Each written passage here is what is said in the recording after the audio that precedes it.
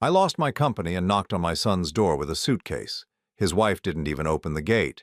Dad, my wife doesn't want a failure living here for free. I slept in my car, shivering. At 5 a.m., a Rolls-Royce pulled up to my window. The driver rolled down the glass and said, "Mr. Blackwell is about to pass away. Before that, he needs you to sign the will."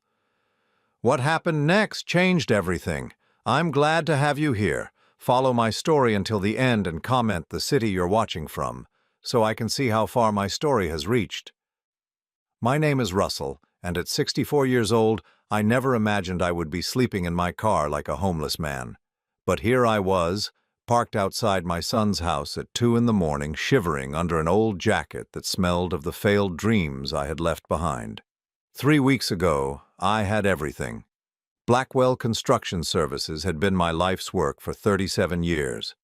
I built it from nothing, working 18-hour days, missing school plays and birthday parties, always telling myself it was for Dennis's future.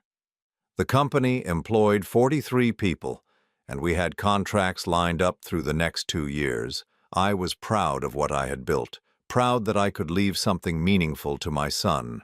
Then it all collapsed in a matter of days. The bank called in our loans without warning. 3 major clients canceled contracts simultaneously, claiming breach of service standards that made no sense. Our insurance company suddenly found violations in policies we had maintained for over a decade. Within 72 hours, everything I had worked for was gone. The lawyers said there was nothing to be done. The bankruptcy proceedings moved faster than I could understand. I lost the house first, then the car, then my dignity. At 64, I found myself with nothing but a beaten-up Toyota that barely started and a suitcase containing everything I owned. I had nowhere else to go except to Dennis. My relationship with my son had been strained since he married Jessica 5 years ago. She was beautiful, educated, and made it clear from the beginning that she thought Dennis could do better than carrying on his father's blue-collar legacy. Dennis, who had once talked about joining the business, suddenly decided he wanted to work in finance instead. I tried to be supportive, even though it hurt to see him walk away from everything I had built for him. But blood is blood, right? When you have nowhere else to turn, family is supposed to be there. That's what I kept telling myself as I drove to their house in Westfield, the nice suburb where they had bought their 4-bedroom colonial with the money I had lent them for the down payment. Money I would never see again, now. I knocked on the front door at 7 in the evening, my suitcase in one hand, my pride in tatters. Through the glass panels beside the door, I could see Dennis and Jessica sitting at their dining room table. They saw me too. I watched my son's face change from surprise to something else, something that looked like annoyance. Jessica got up first, walking to the door but not opening it. Instead, she spoke through the glass, her voice muffled but clear enough to cut through what was left of my heart. "Russell, we know about the business. Dennis told me you'd probably come here." I pressed my face closer to the glass. "Jessica, honey, I just need a place to stay for a few days. Just until I can figure things out. I won't be any trouble." She shook her head, her perfectly styled blonde hair catching the light from their expensive chandelier. "We can't do that. We have our own lives to think about, our own responsibilities." Behind her, Dennis appeared. My son, my only child, the boy I had taught to throw a baseball, whose scraped knees I had bandaged, whose college tuition I had paid without complaint, even when it meant taking out a second mortgage. "Dad," he said, not even having the decency to open the door, "Jessica's right. We can't have you staying here. It wouldn't be good for either of us." I felt something cold settle in my chest. "Dennis, I'm your father. I lost everything. I have nowhere else to go." "That's not our fault," Jessica said quickly.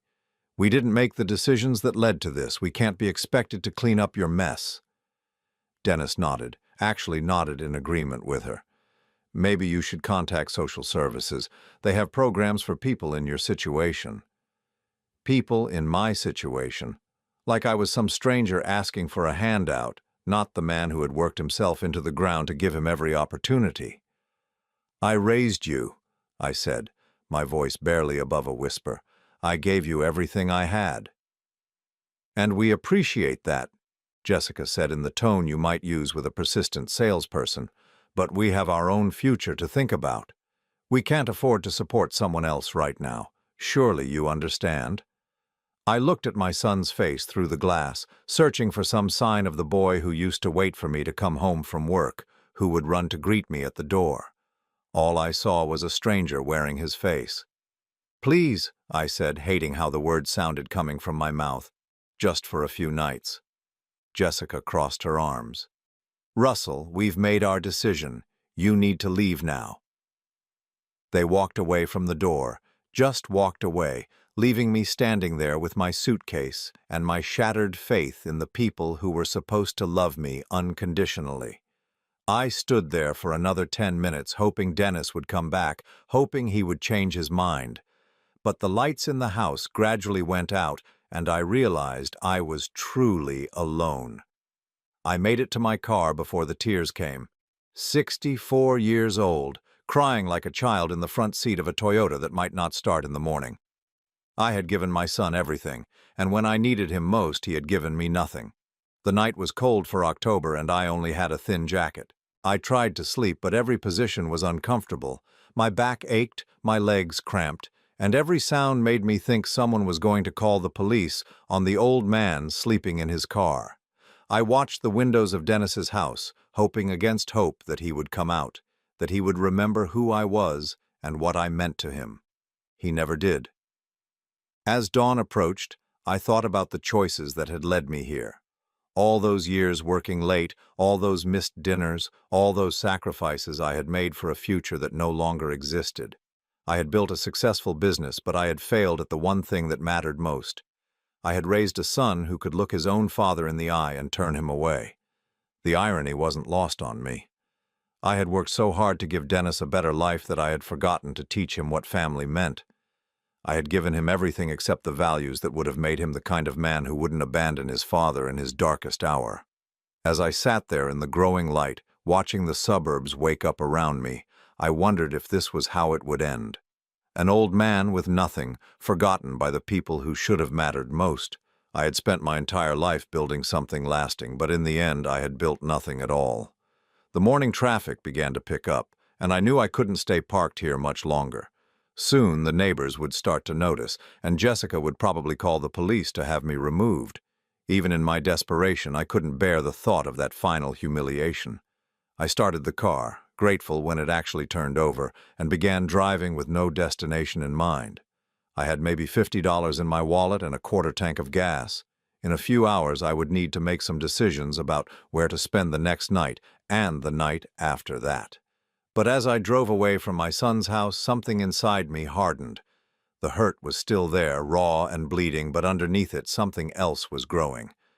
I had survived 64 years on this earth, built a company from nothing, and overcome obstacles that would have broken weaker men. Maybe this wasn't the end of my story. Maybe it was just the beginning of a chapter I never saw coming. I had no idea how right I was. I spent that entire first day driving around aimlessly, stopping at a McDonald's for a cup of coffee that I nursed for 3 hours, trying to figure out what came next. The reality of being homeless at 64 was sinking in with every passing hour. I couldn't afford a motel room, and sleeping in the car was only a temporary solution before someone reported me as a vagrant. By evening, I found myself parked in a 24-hour Walmart parking lot. I had heard that some stores allowed people to sleep in their cars overnight, though I wasn't sure if that was true. The fluorescent lights from the store cast an eerie glow across the asphalt, and I watched families loading groceries into their cars, going home to warm houses and people who cared about them. I tried to eat a granola bar I had found in my glove compartment, but my stomach was too knotted with anxiety to keep anything down. Every time I closed my eyes, I saw Dennis's face through that glass door, the way he had looked at me like I was a problem to be solved rather than his father who needed help. The second night was worse than the first. The temperature dropped into the 40s, and my old jacket might as well have been made of paper. I ran the engine periodically to get some heat, but I was afraid of running out of gas or drawing attention to myself. Security guards patrol these lots, and the last thing I needed was to be arrested for trespassing. I must have dozed off sometime after midnight because I was startled awake by the sound of a car door closing. Through my foggy windows, I could see a large black sedan had parked next to me. My heart started racing. This was it. Security was going to kick me out, maybe even call the police. But as my vision cleared, I realized it wasn't a security car. It was a Rolls-Royce, pristine and elegant, completely out of place in a Walmart parking lot at 5 in the morning.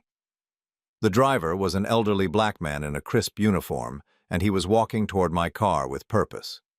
I rolled down my window as he approached, my hands shaking from cold and nerves. "Excuse me, sir," he said in a cultured voice. "Are you Russell Henderson?" I stared at him, completely confused. No one had called me by my full name in years. Everyone just called me Russell or Mr. Henderson, but yes, Henderson was my legal name. "Yes," I said slowly. "How did you know?" "Mr. Blackwell has been looking for you, sir. He's quite urgent that you come with me immediately." Blackwell. The name hit me like a physical blow, dragging up memories I had buried for decades. Harold Blackwell. I hadn't thought about him in years, hadn't seen him in even longer. He had been my supervisor when I first started in construction, back when I was 22 years old and desperate for any kind of steady work. "Harold Blackwell?" I asked, my voice barely above a whisper. "Yes, sir, Mr. Harold Blackwell. He's dying, sir, and he's asked specifically for you. He says it's about his will and that time is of the essence." I sat there in stunned silence, trying to process what I was hearing. Harold Blackwell was still alive. He had to be in his 80s by now, maybe even his 90s, and why would he want to see me? We had worked together for less than 2 years, over 4 decades ago. "I don't understand," I said. "Why would he want to see me?" The driver's expression softened slightly. "Sir, I don't know all the details, but Mr. Blackwell has been quite insistent. He says there are things that need to be settled before he passes, and that you're the only one who can help him with certain legal documents." I looked down at myself, aware of how I must appear. I hadn't showered in 2 days. I was wearing the same clothes I had slept in, and I probably smelled like desperation and failure. "I'm not exactly presentable," I said. "Mr. Blackwell specifically said that wouldn't matter, sir. He said to find you regardless of your circumstances and bring you to him immediately." The whole situation felt surreal. 2 days ago, I had been rejected by my own son, and now some phantom from my distant past was summoning me like I mattered to someone. Part of me wondered if I was hallucinating from exhaustion and stress. "Where is he?" I asked. "St. Mary's Hospital, sir, the private wing. He's been asking for you for the past week." A week. He had been looking for me for a week, which meant he had somehow learned about my situation. But how? And more importantly, why did he care? I hesitated, looking back at my car with its collection of everything I owned in the world stuffed into the back seat. What if this was some kind of mistake? What if I left my car here and it got towed? I would lose the last thing I had. The driver seemed to sense my concern. "Sir, I can arrange for your vehicle to be stored safely. Mr. Blackwell has asked me to ensure that all your needs are taken care of." The kindness in his voice nearly broke me. It had been so long since anyone had spoken to me with genuine concern that I had almost forgotten what it felt like. "Okay," I said finally. "Let me get my things." I grabbed my suitcase and the few important papers I had managed to salvage from the bankruptcy proceedings. The driver took my suitcase without being asked and placed it in the trunk of the Rolls-Royce with the same care he might handle fine china. The interior of the car was like nothing I had ever experienced. Leather seats softer than any furniture I had owned, climate control that immediately warmed my aching bones, and a silence that seemed to wrap around me like an embrace. I found myself fighting back tears at the simple comfort of being warm and clean and treated like a human being. "Sir," the driver said as we pulled out of the parking lot, "might I ask when you last had a proper meal?" I couldn't remember. The granola bar, maybe some crackers the day before. "It's been a while," I admitted. He nodded and pressed a button on the dashboard. Mrs. Chen, this is Robert. Could you please have the kitchen prepare something simple for Mr. Henderson? We'll be arriving in about 20 minutes. Someone was preparing food for me. Someone I hadn't seen in 40 years cared enough to make sure I was fed. The contrast with my own son's treatment was so stark, it made my chest ache.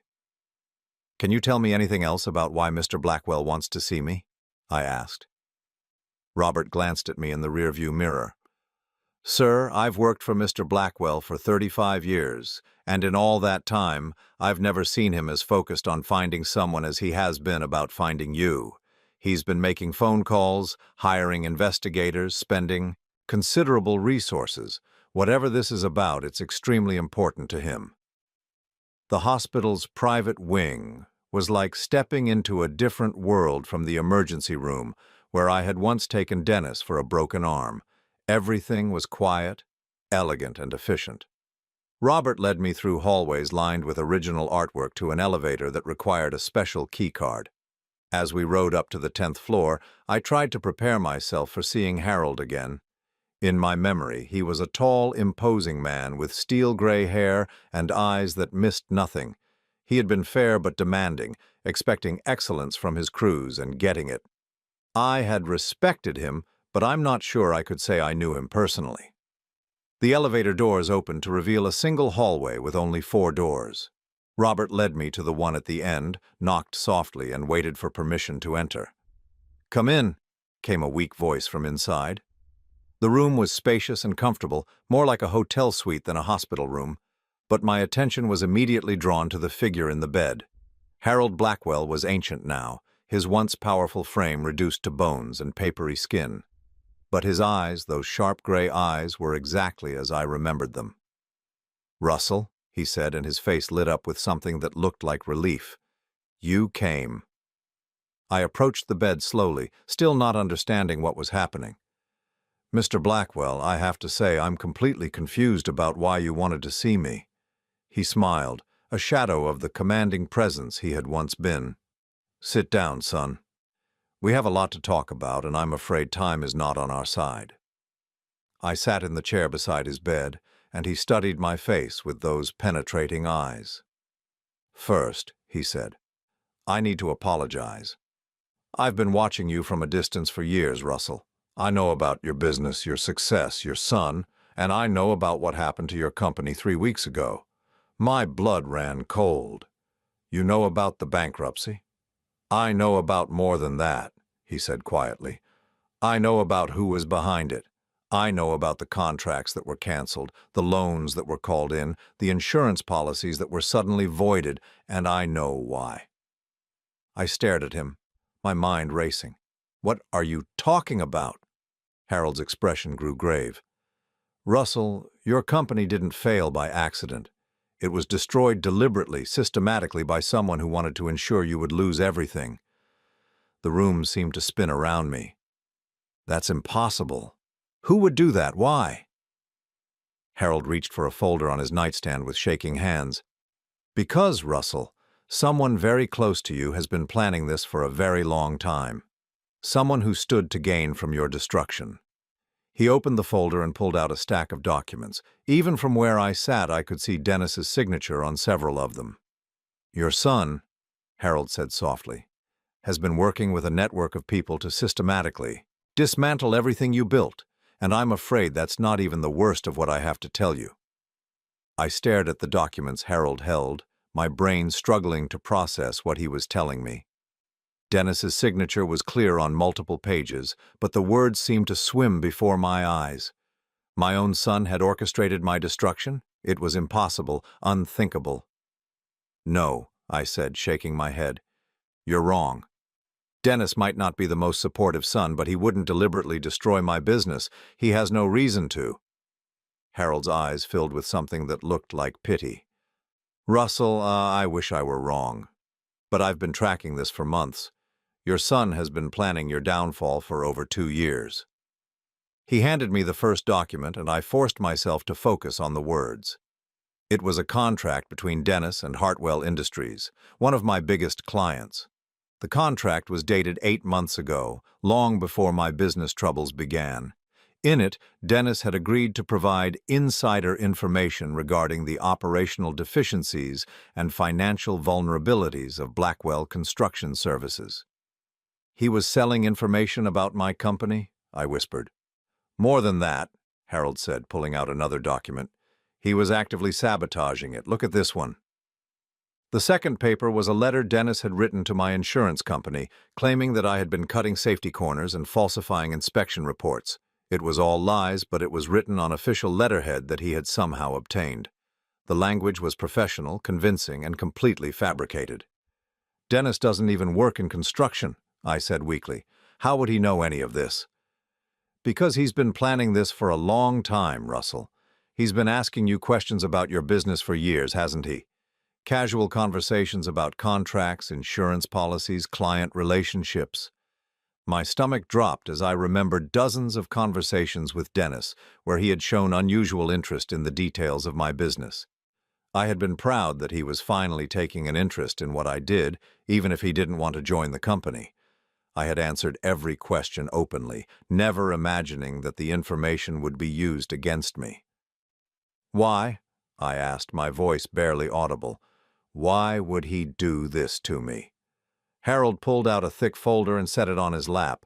"Because, Russell, your son believes he's entitled to an inheritance that he thinks you're keeping from him. He and his wife have been living beyond their means for years, accumulating debt while maintaining the lifestyle they believe they deserve." He opened the folder to reveal financial records, bank statements, and credit reports. Dennis owes over $300,000 in credit card debt. Their mortgage is underwater.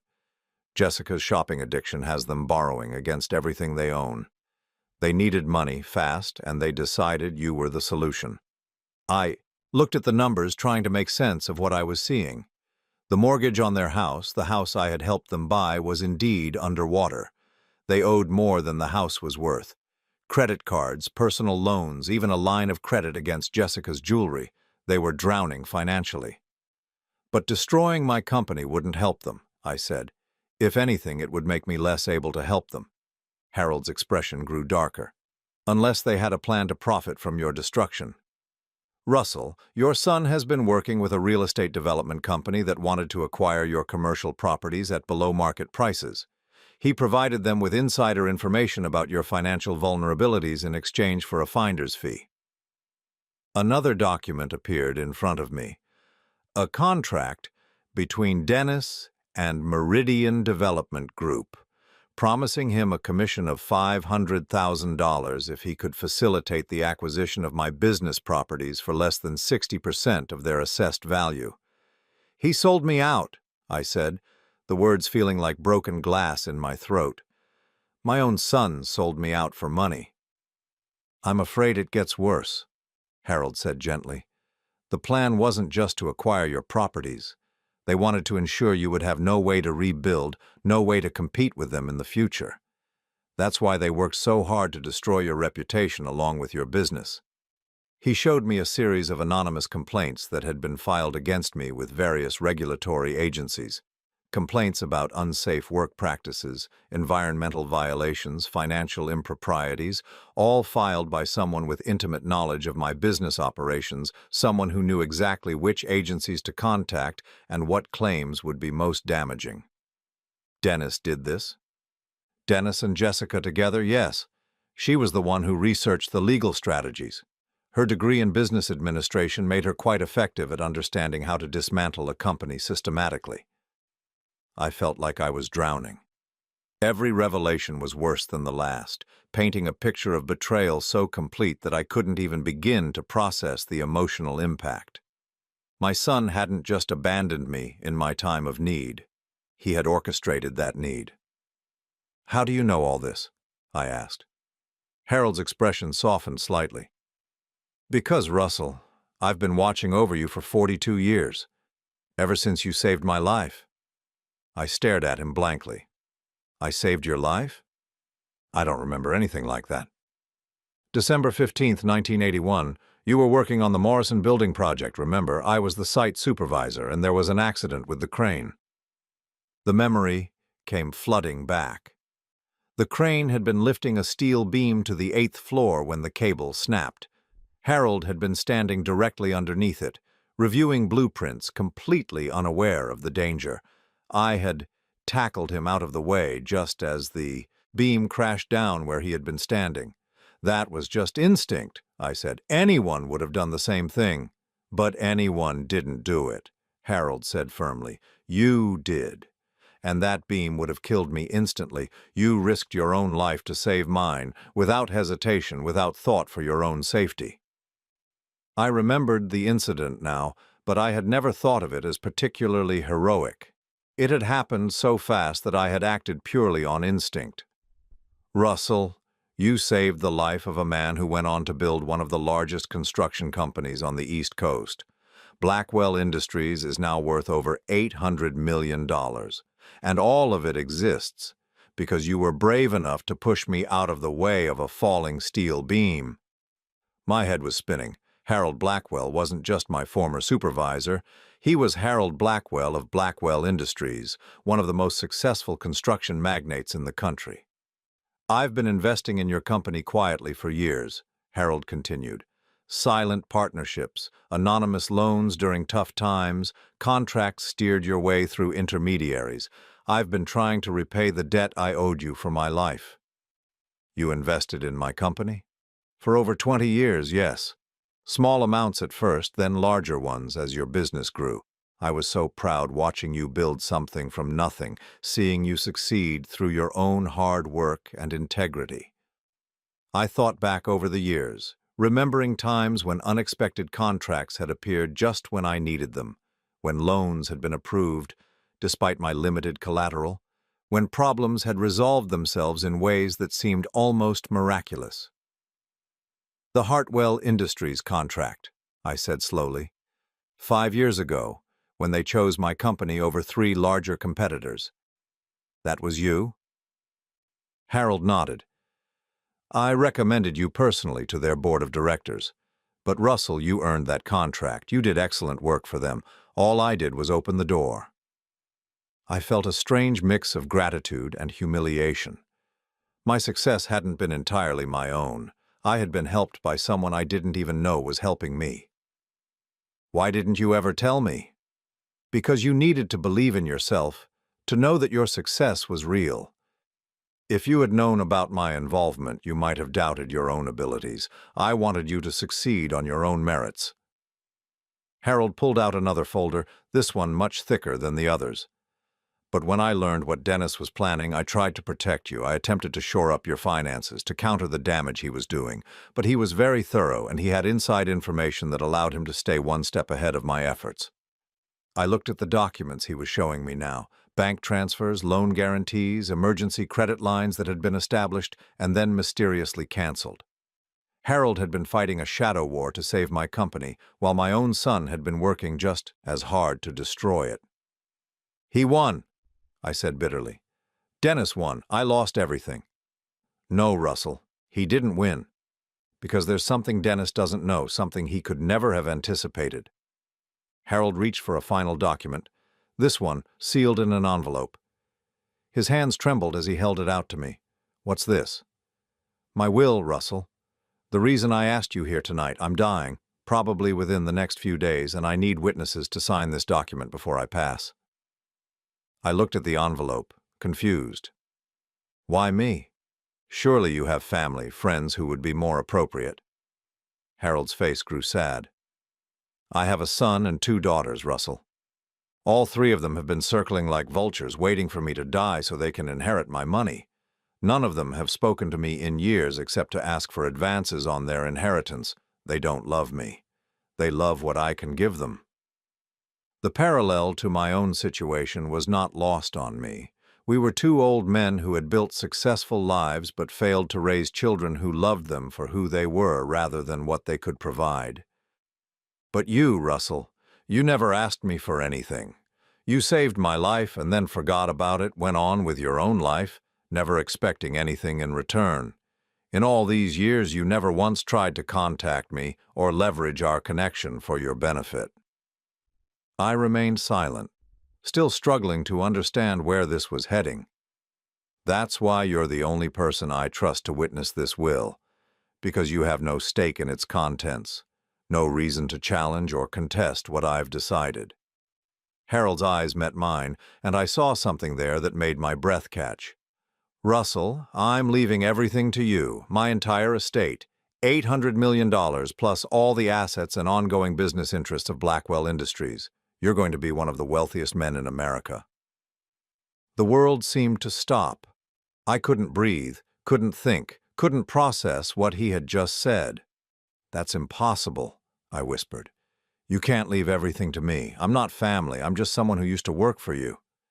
You're the only person who ever treated me like a human being instead of a bank account, Harold said firmly. And more than that, Russell, you're going to need this money for what comes next. What comes next? Harold's expression hardened, and suddenly I could see the ruthless businessman he must have been in his prime. You're going to make Dennis pay for what he did to you, and by the time you're finished, he's going to understand exactly what it means to betray family. I sat in stunned silence as Harold's words echoed in my mind. $800 million. The number was so large it seemed abstract, meaningless. 3 days ago, I had been sleeping in my car, and now this man was telling me I would inherit a fortune that could change not just my life, but the lives of generations to come. I can't accept this, I said finally. Your children, your real family, they'll contest the will. They'll claim you weren't in your right mind, that I manipulated you somehow. Harold smiled, and for a moment I could see the sharp businessman he had been. Let them try. I've had the best lawyers in the country working on this will for months. Every possible challenge has been anticipated and addressed. Medical evaluations proving my mental competency, video depositions explaining my reasoning, financial records showing our history together. They can contest it, but they won't win. He reached for another folder, this one containing what looked like surveillance photographs. Besides, my children aren't exactly in a position to claim moral high ground. Would you like to see what my loving family has been up to while waiting for me to die? The first photo showed a woman in her 50s, expensively dressed, coming out of a casino in Atlantic City. My daughter Catherine, Harold explained. She's been gambling away her trust fund for years. Last month alone, she lost over $200,000 at blackjack. She's been asking me for advances on her inheritance to cover her gambling debts. The next photo showed a man about Dennis's age in what appeared to be a heated argument with someone outside a high-end restaurant. My son, Harold Jr. He's been using my name to secure loans he can't repay, telling creditors that his inheritance will cover everything when I die. He owes over $5 million to various banks and private lenders. The third photo was of another woman, younger than Catherine, embracing a man who was clearly not her husband. Margaret, my youngest, she's been having an affair for 3 years while her husband thinks they're working on their marriage. She wants her inheritance early so she can leave him and start a new life with her lover. I looked at the photos, seeing the bitter irony. Harold's legitimate children were every bit as selfish and destructive as my son had proven to be. The difference, Harold said, reading my thoughts, is that you're surprised and hurt by Dennis's betrayal. I've known what my children were for years. I kept hoping they would change, that somewhere inside them was a spark of the values I tried to teach them. But they never did. He put the photos away and looked directly at me. You, on the other hand, raised your son to have opportunities, to make good choices. The fact that he chose betrayal instead doesn't reflect on you, it reflects on him. But why give me everything? Why not a charity or scholarship foundation or something that would benefit more people? Because, Russell, I have a specific purpose for this money. I want you to use it to right the wrongs that have been done, starting with your son's betrayal. Harold opened yet another folder, this one containing what looked like a detailed investigation report. My private investigators have been tracking Dennis and Jessica's activities for months. What I've told you so far is only the beginning. I braced myself for more revelations, not sure how much more I could handle. Dennis didn't just sabotage your business, Russell. He's been stealing from you directly for over 3 years. Small amounts at first, then larger ones as he got bolder. The documents showed a pattern of forged invoices, fictitious contractors, and padded expenses that had been submitted to my company's accounting department. Someone with access to my business systems had been systematically siphoning money from my accounts. How? I asked weakly. Remember when Dennis offered to help you modernize your bookkeeping system? When he convinced you to switch to that new computer program? I remembered. Dennis had been unusually helpful that summer, insisting that my old paper-based system was costing me money and efficiency. He had recommended a software package and even offered to help train my bookkeeper on the new system. He installed backdoor access into your accounting software, Harold explained. Every transaction went through systems he could monitor and manipulate. He knew exactly when you received payments, when bills were due, what your cash flow looked like at any given time. I felt sick. Dennis had used my trust in him to gain access to the most sensitive aspects of my business, then used that access to rob me blind. The investigators estimate he stole approximately $175,000 over 3 years, always small enough amounts that they wouldn't be immediately noticed, spread across different accounts and categories. $175,000, money I had earned through honest work, money that could have helped me weather the storm when the larger attacks on my business began. Money my son had stolen from me while pretending to care about my success. There's more, Harold said grimly. Dennis has been using your business information to bid against you on contracts. He would learn about projects you were pursuing, then provide that information to your competitors in exchange for finder's fees. The documents showed a clear pattern. Dennis would visit me for Sunday dinner, ask casual questions about upcoming projects, then within days, my competitors would submit bids that undercut mine by margins so small they suggested inside information. The Morrison renovation project last year, I said, remembering my frustration at losing a contract I was sure I would win. I couldn't understand how Hartwell Construction knew to bid exactly $3,000 less than me. Because Dennis told them your bid amount, Harold confirmed. He received a $10,000 payment for that information. I sat back in my chair, overwhelmed by the scope of my son's betrayal. This wasn't a momentary lapse in judgment or a single act of desperation. This was a systematic, long-term campaign to destroy everything I had built. Why? Asked again. Even if he needed money, even if he was in debt, why not just ask me for help? I would have given him anything. Harold's expression softened.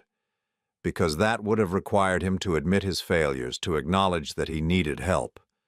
Dennis and Jessica have built their entire identity around being successful, independent, better than their blue-collar roots. Asking for help would have shattered that illusion. So instead they decided to steal from me and then destroy what was left. More than that, Harold said. They decided you deserved what happened to you. Jessica, in particular, has been telling people for years that you're an unsophisticated old man who got lucky in business but never deserved the success you achieved. He pulled out a transcript of what appeared to be a recorded phone conversation. This is from 2 weeks ago, a call between Jessica and her sister. I read the transcript with growing horror. Jessica was complaining about how unfair it was that Russell has all this money while we struggle to pay our bills. She referred to me as that stubborn old fool and said that someone needs to teach him that he can't hold on to everything forever. Most damaging of all, she had told her sister that Dennis and I deserve that money more than Russell does. We're young, we're educated, we know how to use money properly. Russell would just waste it on his pathetic little projects. She actually believes they're entitled to my money, I said in disbelief. They both do. In their minds, you're just a temporary guardian of wealth that rightfully belongs to them. They see themselves as sophisticated people who have been forced to wait too long for their inheritance. Harold pulled out one final set of documents. Which brings us to their ultimate plan. Russell, destroying your business was never the end goal, it was just the first step. I looked at the papers he handed me, my blood running cold as I read. It was a power of attorney document with my name on it, but I had never signed it. Below that was a will that I had also never signed, leaving everything I owned to Dennis. They forged your signature? They practiced for months, Harold said. Jessica bought examples of legal documents online and studied the requirements for financial power of attorney. Dennis has been perfecting your signature using samples from birthday cards and other documents you signed over the years. I studied the forged documents more closely. The signatures were good, very good. If I hadn't known they were fake, I might have believed I had signed them myself. Their plan was to wait until you were completely destitute, then approach you with an offer to help. They would offer to let you live in their house, provide for your basic needs in exchange for signing over legal authority to manage your affairs. But I don't have any affairs left to manage, I said bitterly. You have life insurance, Harold pointed out. Social Security benefits, any remaining assets from the bankruptcy proceedings, and more importantly, you have the ability to make medical decisions for yourself. The implication hit me like a physical blow. They were planning to have me declared incompetent. Jessica has been researching elder care laws and conservatorship proceedings. Once they had power of attorney, they could have you evaluated by doctors who would declare you mentally unfit to manage your own affairs. Then they would control every aspect of your life. I thought about that first night at Dennis's house when Jessica had suggested I contact social services. I had thought it was cold and heartless, but now I realized it might have been part of a larger plan, make me desperate enough to accept any help they offered, no matter what strings were attached. They would have kept you alive as long as legally necessary, Harold continued quietly, but you would have lived entirely at their mercy. Every decision about your health care, your living arrangements, your finances would have been theirs to make. I felt a cold rage building in my chest, different from the hurt and confusion I had felt before. This was calculated, methodical evil. My own son had planned to essentially imprison me, to steal not just my money but my dignity and independence. The beautiful irony, Harold said, is that Dennis's greed made him impatient. If he had waited, if he had just been a good son and inherited your modest estate naturally, he would have been fine. But he wanted everything immediately, and his attempts to speed up the process led him to destroy the very thing he was trying to possess. I looked at Harold, this dying old man who had been fighting a war I didn't even know was being waged. What happens now? Harold smiled, and there was something almost predatory in his expression. Now, Russell, we give Dennis exactly what he's been working so hard to achieve. We're going to let him destroy his father completely. What do you mean? Dennis thinks he's won, that you're beaten and helpless. He doesn't know that I exist, doesn't know about the inheritance you're about to receive. So we're going to let him think he's succeeded, let him move forward with his plans, and then we're going to show him what real power looks like. Harold reached for a legal document I hadn't seen before. But first you need to sign this will, and I need witnesses to confirm that I'm of sound mind and acting of my own free will. I looked at the document, still struggling to accept that this was really happening. In a matter of hours, I would go from being a homeless failure to being one of the wealthiest men in the country. What about your children? I asked. What about the moral obligation to leave something to family? Harold's expression hardened. My children had 40 years to earn my love and respect. They chose to earn my contempt instead. You, Russell, earned my gratitude and loyalty. In a single moment of selfless courage, and you've spent the decades since proving that my judgment was correct. He gestured toward the document. Besides, I'm not leaving them nothing. Each of my children will receive exactly $1 from my state, enough to prove that I didn't forget them. They were simply found unworthy of more. I picked up the pen with trembling hands. 42 years after saving a man's life in a moment of instinct, I was about to inherit the consequences of that split-second decision. As I signed my name to the witness line, Harold smiled with deep satisfaction. Now, he said, let's discuss exactly how we're going to make Dennis pay for what he's done to you. Harold passed away peacefully 3 days later. I was sitting beside his bed when it happened, watching the monitors as his vital signs slowly faded away. He had refused all life-extending measures, saying he had accomplished what he needed to accomplish, and was ready to go. His last words to me were, "Make them understand what family really means, Russell." The funeral was a circus. Harold's children arrived like they were attending a business meeting, each accompanied by lawyers and accountants. They barely glanced at their father's casket, too busy whispering among themselves about the will reading scheduled for the following day. I sat in the back of the funeral home, unnoticed and unrecognized, watching three people mourn the loss of their inheritance rather than their father. Catherine, Harold's eldest daughter, delivered a eulogy that sounded like it had been written by a public relations firm. She spoke about her father's business achievements and philanthropic endeavors, but never once mentioned a personal memory or moment of genuine affection. Harold Jr. looked bored throughout the entire service, checking his phone repeatedly. Margaret cried, but I got the impression her tears were more about her financial future than any real grief. The lawyer, David Morrison, found me after the service. He was a distinguished man in his 70s who had been Harold's attorney for over 30 years. "Mr. Henderson," he said quietly, "I need you to know that the next few weeks are going to be extremely difficult. When Harold's children learn about the will tomorrow, they're going to be furious. They may try to investigate you to find some way to challenge Harold's decision." I nodded, still feeling surreal about the entire situation. "I understand." "Harold was very thorough in his preparations," Morrison continued. "Every aspect of this will has been legally bulletproofed, but that doesn't mean they won't try to make your life miserable while they exhaust their legal options." The will reading took place in Morrison's law office the following morning. Harold's three children sat across from me at a polished conference table, their lawyers flanking them like bodyguards. They kept glancing at me with obvious confusion, clearly wondering why some shabby old man was included in their family's private business. Morrison cleared his throat and began reading. "I, Harold James Blackwell, being of sound mind and body, do hereby declare this to be my last will and testament." The standard legal language continued for several minutes before Morrison reached the substantive portions. Harold's children leaned forward expectantly, probably already mentally spending their inheritances.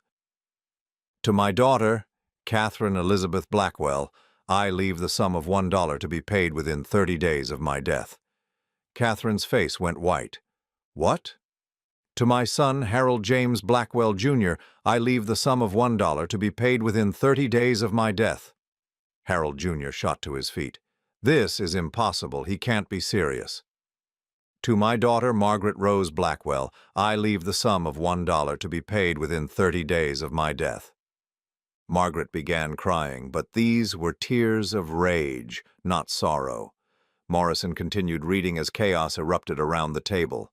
Lawyers were conferring in urgent whispers, Harold's children were demanding explanations, and I sat in stunned silence as the reality of what was happening sank in. The remainder of my estate, including all business holdings, real estate, investments, and personal property, I leave in its entirety to Russell Henderson, who saved my life on December 15, 1981, and who has proven himself to be a man of integrity and honor. The room exploded. Catherine was screaming that the will was invalid, that I had manipulated their father. Harold Jr. was threatening to sue everyone in sight. Margaret was sobbing hysterically, claiming that her father had lost his mind. But through all the chaos, Morrison calmly continued reading Harold's final message. "To my children, who may question this decision, I say this. You had your entire lives to earn my respect and affection. You chose instead to see me only as a source of money. Russell Henderson never asked me for anything, never expected anything from me, and yet he gave me the most precious gift of all, my life.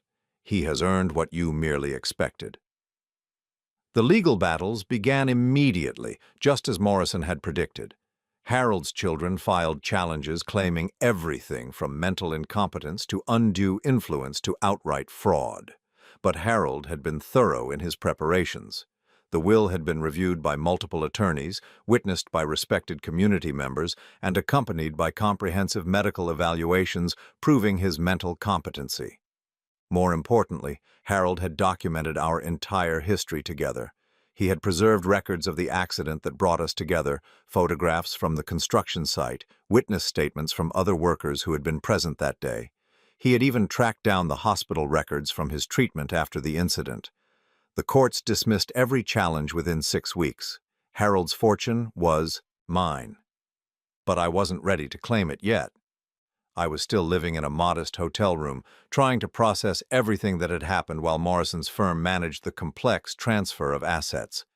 I needed time to think, to plan, to decide how to handle what came next. That's when Morrison called me with news that changed everything. "Russell," he said, "there's something Harold wanted me to tell you, but only after the inheritance was finalized and the legal challenges had been resolved." I braced myself for another revelation. After everything I had learned about Harold's preparations, I knew there had to be more. "Harold didn't just leave you his fortune," Morrison continued. "He's been quietly acquiring assets connected to your life for the past several months, properties, businesses, debts. He wanted to ensure that when the time came, you would have all the tools you needed to address the wrongs that had been done to you." "What kind of assets?" "Well, for starters, Harold bought the mortgage on your son's house." I felt my heart skip a beat. "He owns Dennis's house?" "You own Dennis's house," Morrison corrected. "The mortgage was transferred to one of Harold's subsidiary companies 3 months ago. Dennis has been making his payments to Harold's bank, never knowing that the money was going to the man he betrayed." The irony was almost too perfect to believe. Dennis thought he had destroyed me, left me homeless and helpless, while unknowingly paying rent to the man whose life I had saved 4 decades earlier. "There's more," Morrison continued. "Harold also acquired the debt collection rights to several of Dennis and Jessica's credit accounts. Technically, you now hold over $200,000 of their outstanding debt."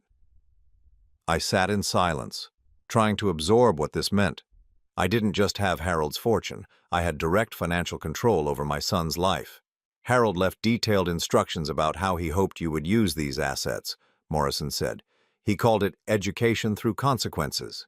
He believed that Dennis needed to learn what it felt like to be powerless, to be at someone else's mercy. That afternoon, I drove to Dennis's house for the first time since that awful night when he had turned me away. I parked across the street and sat in my rental car, studying the property that I now owned. The house looked the same, well-maintained and expensive, a symbol of the success Dennis thought he had achieved through his own efforts. I thought about Harold's plan, about the justice of giving Dennis exactly what he had tried to give me. He had wanted to control every aspect of my life, to reduce me to a helpless dependent, living entirely at his mercy. Now the tables were turned, and he didn't even know it yet. My phone buzzed with a text message. It was from Morrison. "The foreclosure papers are ready whenever you want to proceed. Just say the word." I could do it. I could foreclose on Dennis's house, call in his debts, and leave him as homeless and desperate as he had left me. The legal right was mine, and the moral justification was clear. He had earned this treatment through his own choices. But as I sat there looking at the house where my son lived, I realized that Harold had given me something more valuable than just the means for revenge. He had given me the power to choose what kind of man I wanted to be. I thought about the conversation I'd overheard between Dennis and Jessica that night when they turned me away. "Dad was so generous to pay for my wedding, but honestly, I think that's only natural," Jessica had said. Of course, Hunter nodded. "Dad always prioritizes the kids with potential." They saw me as weak, as someone who could be discarded without consequence. But weakness and mercy were not the same thing. It took more strength to choose compassion than it did to choose revenge. I pulled out my phone and called Morrison. "David," I said, "I want you to send Dennis a letter, but not foreclosure papers, something else entirely."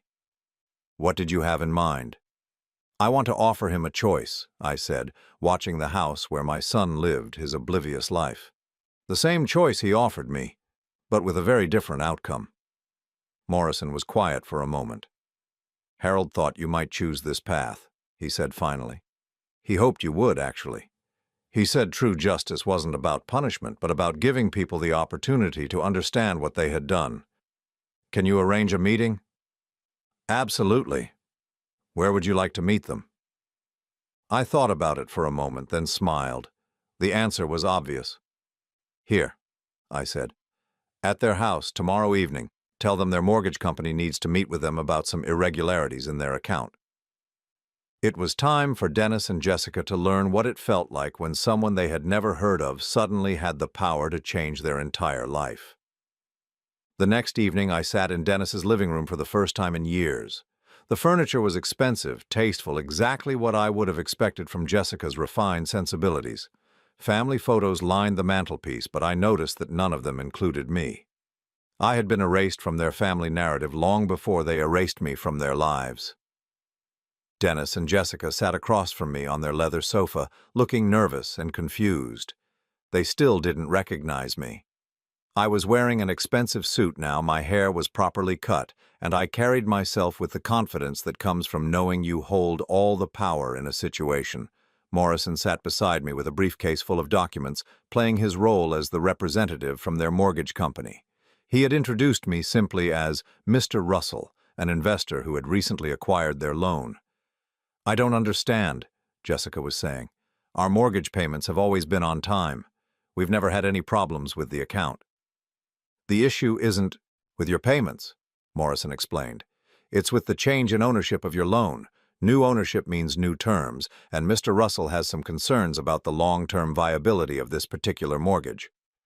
Dennis leaned forward, his salesman instincts kicking in. "What kind of concerns? Our income is stable, our credit is good. We're excellent borrowers." I studied my son's face, noting the lines of stress around his eyes, the way his hands trembled slightly as he spoke. He was afraid, and he had good reason to be. His financial house of cards was more precarious than he wanted to admit.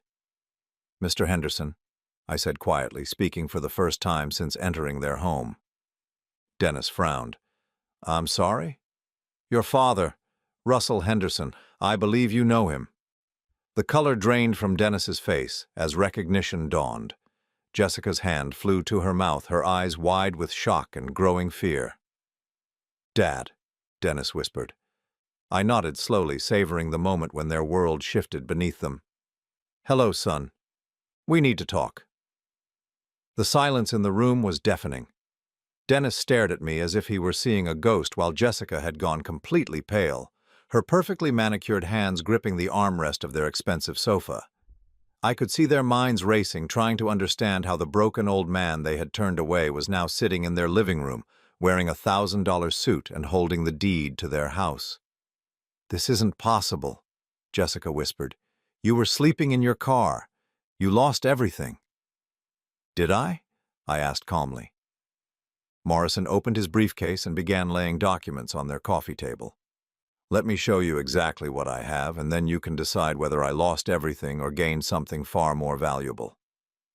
Dennis leaned forward, his face a mixture of confusion and growing dread as Morrison spread out the papers.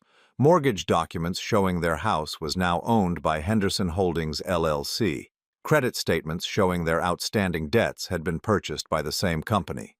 Business records showing that every major debt they carried was now under my control. "You own our house?" Dennis asked, his voice barely audible. "I own your house," I confirmed. "I own your credit card debt. I own the loan on Jessica's car. I own the line of credit you used to buy that expensive engagement ring. I own every significant financial obligation you have." Jessica started crying, but I felt no satisfaction in her tears. There was no joy in watching my son's world crumble, only a grim sense of justice finally being served. "How?" Dennis asked. "How is this possible?" "Do you remember Harold Blackwell?" I asked. Dennis shook his head blankly, but I hadn't expected him to recognize the name. He had been too young when I worked for Harold, and I had never talked much about my early career. "Harold Blackwell was my supervisor 42 years ago when I was just starting in construction. I saved his life in an industrial accident, and he never forgot it. He spent the next 4 decades quietly helping me build my business, protecting me when he could, supporting me in ways I never even knew about." I pulled out Harold's investigation file and set it on the table. "He also spent the last year of his life documenting every crime you committed against me, Dennis. Every forged invoice, every stolen dollar, every piece of sabotage you orchestrated to destroy my company." Dennis's face went ashen as he recognized some of the documents in the file. "Dad, I can explain." "Can you?" I asked. "Can you explain why you stole $175,000 from me over 3 years? Can you explain why you sold information about my business to my competitors? Can you explain why you worked with real estate developers to destroy my company so they could acquire my properties at a fraction of their value? Each revelation hit Dennis like a physical blow. Jessica was sobbing openly now, and I could see her mentally calculating the legal consequences of what I was describing. Can you explain, I continued, my voice growing colder, why you forged my signature on legal documents, why you planned to have me declared mentally incompetent so you could control every aspect of my life, why you conspired to turn me into a prisoner in my own home?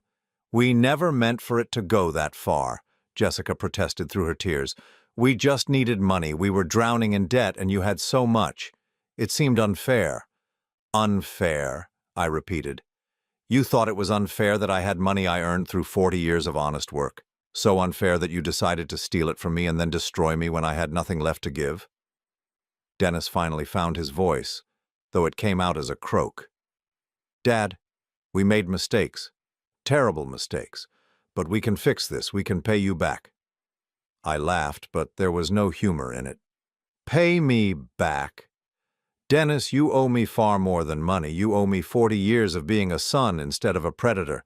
You owe me the respect and love that every father hopes to receive from his child. Morrison cleared his throat and pulled out another document.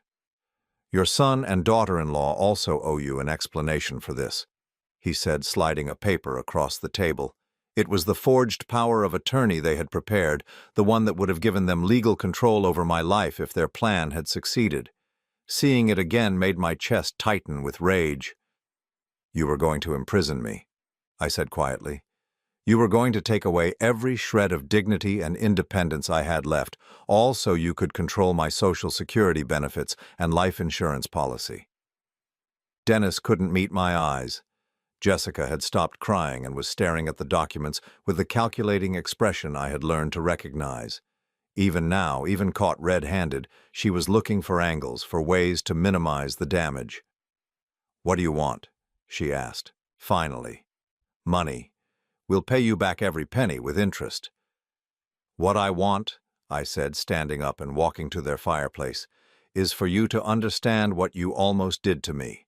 What you actually succeeded in doing before Harold's intervention saved me. I turned back to face them, and for the first time since entering their house, I let them see the full weight of my anger. You turned your own father into a homeless old man sleeping in his car, shivering in the cold, with nowhere to go and no one to turn to. You destroyed everything I had built, everything I was proud of, everything I had planned to leave to you. You stole my dignity, my security, my faith in the people who were supposed to love me. Dennis was crying now, ugly sobs that shook his shoulders.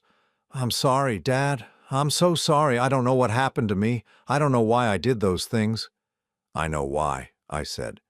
Because you thought I was weak. Because you thought I would never fight back.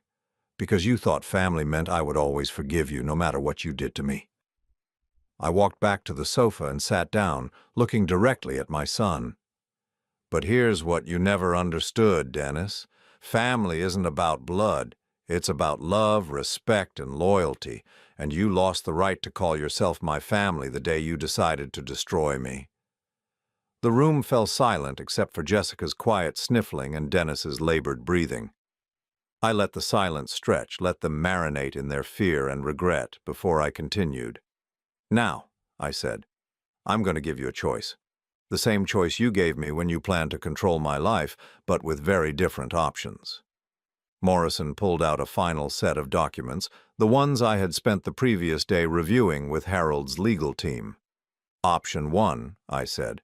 I exercise my legal rights as your creditor. I foreclose on this house immediately. I call in all your debts which you cannot pay, forcing you into bankruptcy. I provide the evidence of your crimes to the district attorney's office, and you spend the next several years in prison for fraud, forgery, and theft. Dennis looked like he was going to be sick. Jessica was staring at me with something approaching terror. Option 2, I continued. You accept the terms I'm about to offer you, and you spend the rest of your lives earning back even a fraction of what you destroyed. I nodded to Morrison, who slid the final document across the table. This is a contract, I explained. By signing it, you acknowledge your crimes against me and agree to make restitution. You will sell this house and move into a modest apartment. You will surrender your expensive cars and buy used vehicles. You will close your credit accounts and live on a strict budget that I will monitor." Dennis picked up the contract with shaking hands, reading the terms with growing disbelief. "You will both take second jobs to maximize your income," I continued. 60% of everything. You earn above basic living expenses will go toward repaying what you stole from me, plus interest. This arrangement will continue for the next 20 years. 20 years? Jessica gasped. "The same amount of time it took me to build the business you destroyed," I said. "But here's the most important part. Every month you will send me a handwritten letter explaining what you've learned about the consequences of betraying family. You will detail how your actions affected not just me, but yourselves, your marriage, your future." I leaned forward, making sure they understood the gravity of what I was offering. "If you complete this arrangement, if you show genuine remorse and make real changes in your character, then at the end of 20 years you will be forgiven.